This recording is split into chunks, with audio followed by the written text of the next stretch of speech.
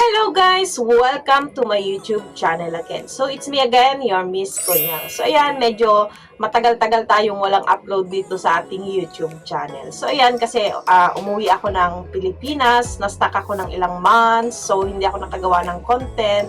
And now, masasagot na natin siguro yung ating mga katanungan ng mga subscribers kasi nakabalik na ako dito sa Hong Kong. Alam niyo naman na ako'y sumasagot sa mga tanong nyo about through experience lang. So, ayan, may mga ilang katanungan dito sa aking in-upload before na video about sa 1 month notice. So, bago ang lahat, wag na munang kakalimutang like, share, mag-subscribe, and click mo na din yung bell button para ma-update ka sa lahat ng mga videos na ina-upload ko.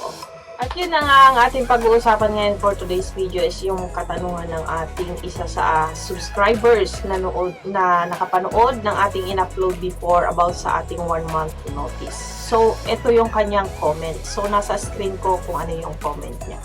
So, ang tanong niya is kung walang ID, kasi 2 weeks pa lang siya dito, pwede daw ba yung passport? So, ibig niya sabihin, ang tinatanong niya dyan is kung okay lang daw ba na walang Hong Kong ID.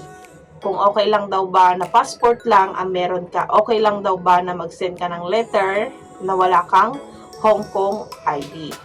So, ayun guys, sasagutin natin yung katanungan ng ating subscribers na ang tanong niya is kung pwede daw ba na walang Hong Kong ID dahil 2 weeks pa lang siya dito sa Hong Kong. Kung okay lang daw ba na passport.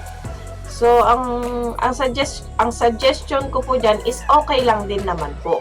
Kasi yun naman pong Hong Kong ID is para lang naman makilala nila kayo. So, pagkakakilanlan nyo para matrace nila kayo na kayo nga yung nasa visa. Kasi visa naman po and kontrata yung pinaprocess sa immigration.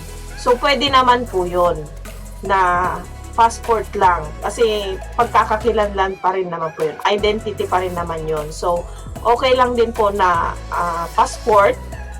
And syempre, huwag kakalimutang ilagay yung contract number. So, yun. Pero kung meron naman kayong Hong Kong ID, much better po na Hong Kong ID yung ilagay nyo. So, yun guys, I hope na nasagot ko po yung inyong katanungan. And if ever na meron pa kayong ibang katanungan, as long as kaya kong sagutin, ay sasagutin natin dito sa paggawa ng ating video. So yun guys, maraming salamat po sa panonood and pagsuporta ng aking YouTube channel. So ayan, wag pong kakalimutan mag-subscribe, click mo na din yung bell button para ma-update ka sa lahat ng mga videos na ina-upload ko.